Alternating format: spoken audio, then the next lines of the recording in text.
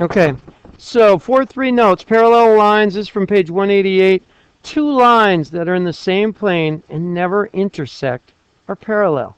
So first we have to talk about in the same plane. If we just have one of our coordinate planes here, that's totally cool. An x and a y coordinate plane, something like this. We always label our x-axis and our y-axis. And this is one instance where, one of the rare instances, you don't need scale. You can just have a line here and another line up here. And if we are in the same plane, because we're on this xy coordinate plane, and if these are lines, meaning they go on forever, and they don't intersect, we say that they are parallel. And you've seen that before. The only thing that we're going to add that's different to this is that they have one special feature. Abby, just give me a wild guess. What's the slope of this line? I like that. They're both positive. You're going to the right 3 and up 2 units. Perfect. Now, riddle me this. Jared, how are you? What would the slope of its evil twin over here be?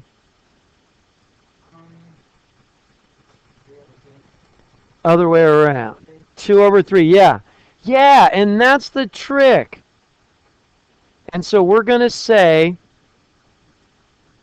parallel lines, I'm a mess today. Parallel lines have the same slope. And that's major. Parallel lines have the same slope.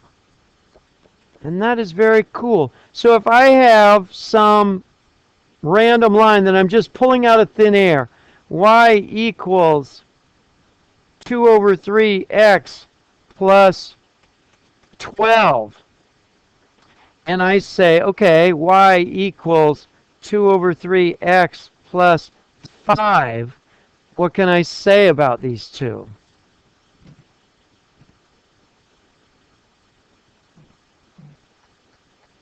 Same slope. Where's the slope? Well, it's this 2 over 3. So these two lines are parallel. Questions on that? Worries? They're parallel because they have the same slope. Exactly. Yeah, I will hold it for a sec. Parallel lines have the same slope. And that's pretty powerful, and that can help us in a lot of ways.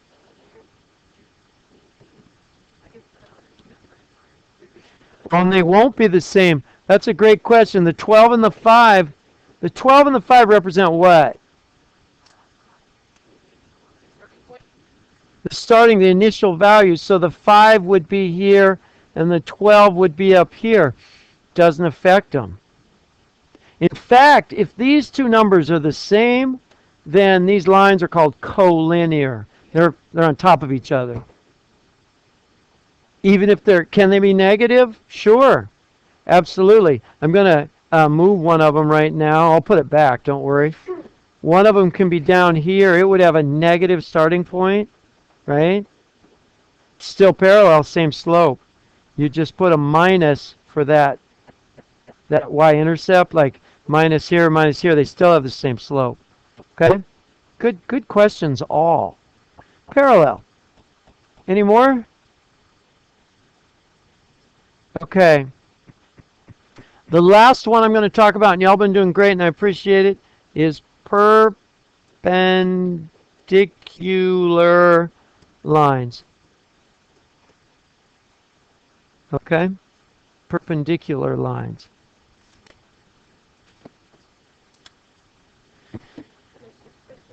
Well, perpendicular lines intersect in a very special way. So we say, once again, two lines in the same plane that intersect at a 90-degree angle or a right angle are perpendicular.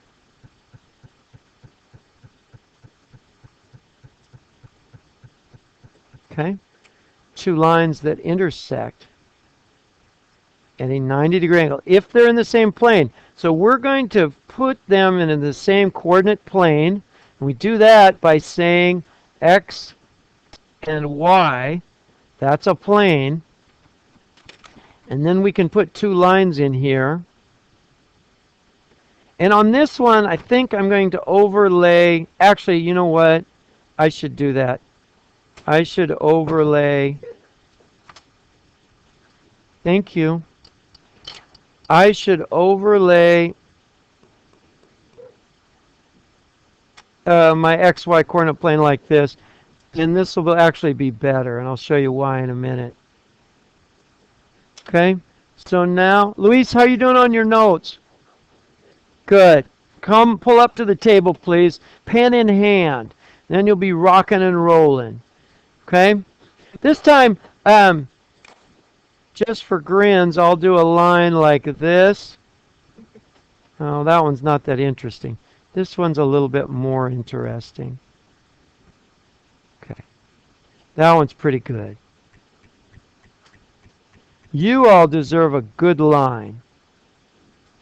Okay? Now, yeah, for sure. And then if we want to do a parallel, then if we want to do a parallel line to that, we have to think about its slope as well. This is where they get really interesting. So, perpendicular, this one is, no, 3 and 2. Okay, notice the slope on here. This one's very cool. If I'm doing my, not there. If I'm doing my slope triangle, I can go like this, yeah? Yeah. And notice that this is negative 3 and 2. And so my perpendicular line is going to have a very special slope. Anybody want to guess what the slope of the perpendicular will be? What the slope of the perpendicular will be? Natalia, what do you think? Well, did you look at this one? Negative 3 here in green and 2 here. What makes sense for the perpendicular? Just common sense.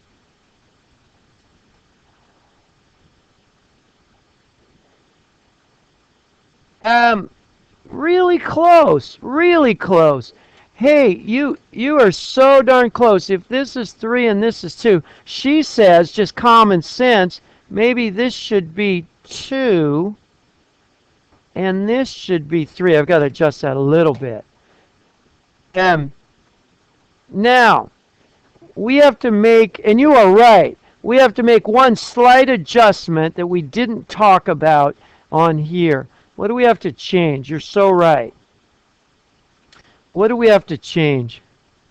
One thing is so not quite there. Like this one, its equation would be what? Y equals, maybe I'll go red.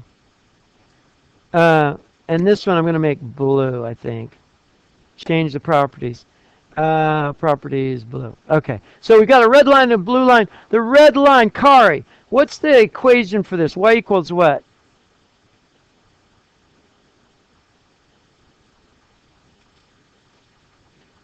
Well, remember, we write them in the form y equals mx plus b in this case. And what does the m represent? Sorry, Kari, I can't hear you. Okay, which one do we put on top or in the numerator? 3. So y equals 3 over 2x plus, what's the last part?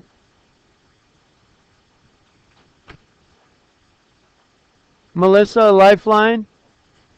Plus 1, exactly. Kari, do you see where she got that? Well, it would be where it crosses, which we're assuming these are 1, even though I didn't label them, I should. -2, -4, 1, 2, 3, 4, 5. Always should have our scale. 1, 2, 3, 4, 5, 6, 7. Negative. Now, we only have to make one tiny adjustment to this. This is so right. Our slope here, we have a 3 boxes and 2 boxes, or 3 units and 2 units. We have our y-intercept, our initial value of 1. Talia, one thing is different here. One thing we have to change just a little bit. Negative. Awesome. Perfect. Because it goes from quadrant 2 down to quadrant 4, this is -3/2 x plus 1. Okay, I'm almost done. Jerry, talk to me. What's the equation of this blue line here? Okay, well, we do y equals mx plus b. So y equals, what's the slope, Jerry? Sit down, we're not out of here yet. Just look at the slope. 2 over 3, then x, then minus 1. You do know. Now, notice, guys, here's the big payoff. Sit down. Bell hasn't rung yet. Even if it does, that doesn't excuse you. Hang on.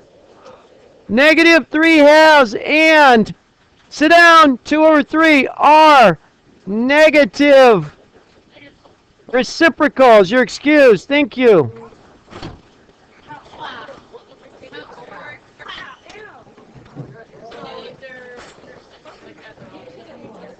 Opposite signs and flip them. Yeah. And if they're the same, they're parallel. Very good.